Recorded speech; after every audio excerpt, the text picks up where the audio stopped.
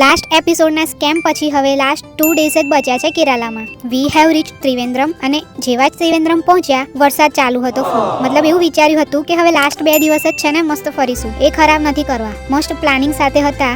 But anyways રિક્ષા કરીને અમે પહોંચી ગયા અમારા હોમ સ્ટે પર. ચેક ઇન કરીને let me give you a quick room tour. અહીં 1 હોલ, 1 બેડરૂમ એન્ડ 1 કિચન છે. આ અમને 4500 રૂપિયા ફોર 3 નાઇટ્સમાં પડ્યું, which is very good. The next day. Next day મોર્નિંગમાં રેડી થઈને અમે નીકળીએ છીએ કોવલમ બીચ પર જવા માટે. હોમ સ્ટેથી બસ સ્ટેન્ડ સુધીની રિક્ષા કરી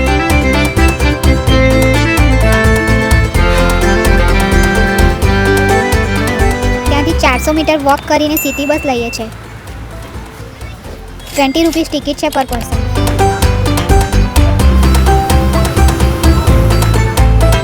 હવે બસે જ્યાં ઉતાર્યા ત્યાંથી બીચ જવા માટે ફરી રિક્ષા લઈએ છીએ, જેના 20 રૂપીસ પર પર્સન થાય.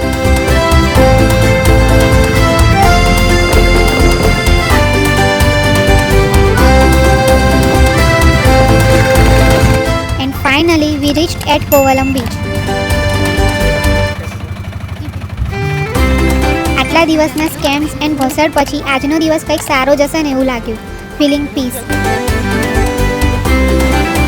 અમે લોકો પહોંચી ગયા છે કોવલમ બીચ.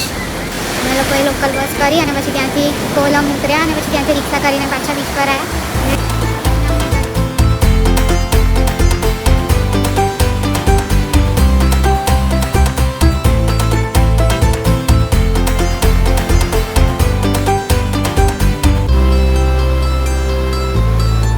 Bunny! Bunny!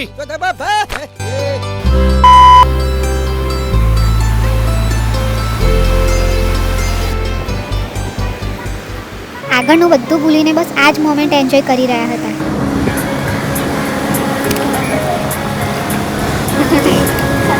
તમારા સનગ્લાસીસ તો મેં જ પહેર્યા. બીચ પર 2-3 અવર્સ જેટલો ટાઈમ સ્પેન્ડ કરીને હવે અમે નીકળીએ છીએ. થોડું ચાલીને એક્સપ્લોર કરતા જઈએ એમ વિચાર્યું. The struggle is real.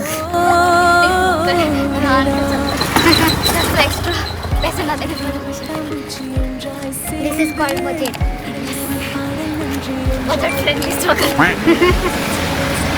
Finally અમે અમારા નેક્સ્ટ ડેસ્ટિનેશન પુઅર આઇલેન્ડ તરફ જવા માટે કેબ લીધી.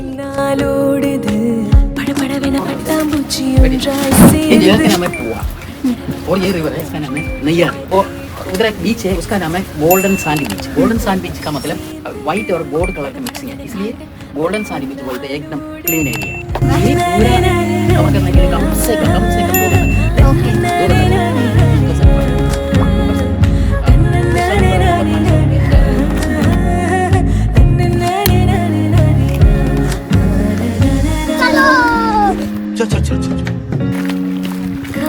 બોટ રાઈડ કરી અમે 2 અવર્સની.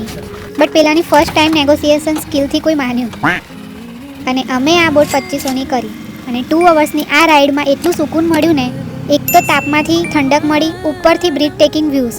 આહાહા, જન્નતમાં આવી ગઈ હોય ને એવું ફીલ થયું. નાવ એન્જોય ધ વ્યૂ ઓનલી.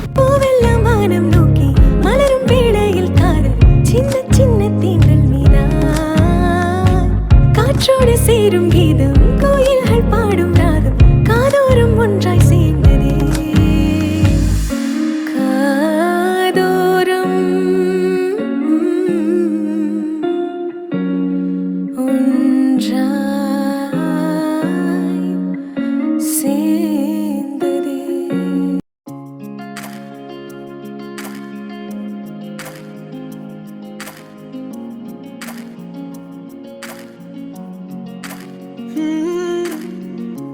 दिल ये बन जा रहा है एक ही जगह पे ये लगे ना.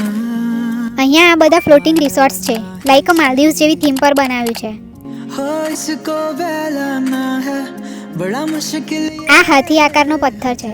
ना जिद से હવે બપોરનો ટાઈમ થઈ ગયો હતો તો લાગી હતી ભૂખ. તો અમે તો અહીં ફ્લોટિંગ રેસ્ટોરન્ટમાં જ જમવા માટેનો ઓર્ડર આપી દીધો.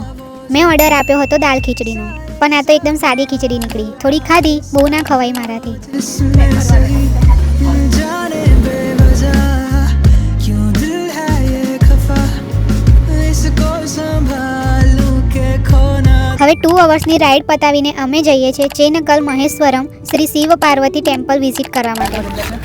ના એટલી તો નહીં.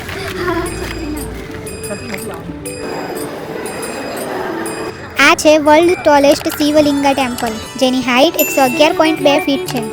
प्रचंड महाकाय आदिशक्ति तू नरमुंड माला. એના પછી રિક્ષા કરીને જઈએ છીએ આઈમાલા શિવ ટેમ્પલ વિઝિટ કરવા. અહીં કેવ ટેમ્પલ છે, જેની ticket price 100 rupees per person છે, જેમાં અંદર વિડીયોગ્રાફી અલાઉ નથી. આ ટેમ્પલની અંદર જે સ્કલ્પચર્સ છે ને એ અલગ જ લેવલના છે. અલગ જ ફિલિંગ હતી, seriously once in a life time experience હતો. પછી સાંજે અમે લોકો તોડી ટેસ્ટ કરવા માટે ગયા, બટ ઓનેસ્ટલી મને ના ભાવ્યું. પછી મેં પાણીપુરી ખાધી. સાંજે પેલાના ફ્રેન્ડ્સ આવ્યા હતા, તો એમની બાઇક્સ લઈને આવ્યા હતા, તો એ લોકોએ રાત્રે ત્રિવેન્દ્રમ ફરવા લઈ ગયા હતા.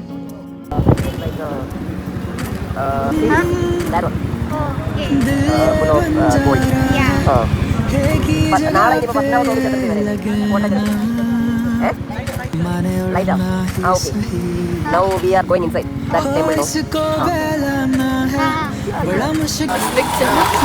પણ એ લોકો ઇમિડિયેટ એક્શન કરે. વડોદરામાં ગયા તો 2-3 દિવસ લાગે જતા રહે. જે અમારે રહી ગયું. ઇટ્સ ઓકે, નેક્સ્ટ ટાઈમ હું ફરી Plan આવીશ. કરીશું. હા, પ્લાન કરીને આવીશ. આ છે વર્લ્ડ રીચેસ્ટ ટેમ્પલ શ્રી પદ્મનાભ સ્વામી ટેમ્પલ, જે અમે કાલે મોર્નિંગમાં આવવાના જ છે દર્શન કરવા માટે. क्यों दिल है ये खफा इसको संभालूं के खो ना दूं खुद को मैं कहीं चल पड़ा हूँ मैं जिंदगी के The next day. અમે આજે 4 વાગ્યાના ઉઠી જઈએ છીએ પદ્મનાભ સ્વામી ટેમ્પલમાં દર્શન કરવા માટે. તો સાડી પહેરીને રેડી થઈ ગયા અને નીકળી ગયા. આ ટેમ્પલ ભગવાન વિષ્ણુને ડેડિકેટેડ છે, જે શેષનાગ ઉપર વિશ્રામ કરી રહ્યા છે.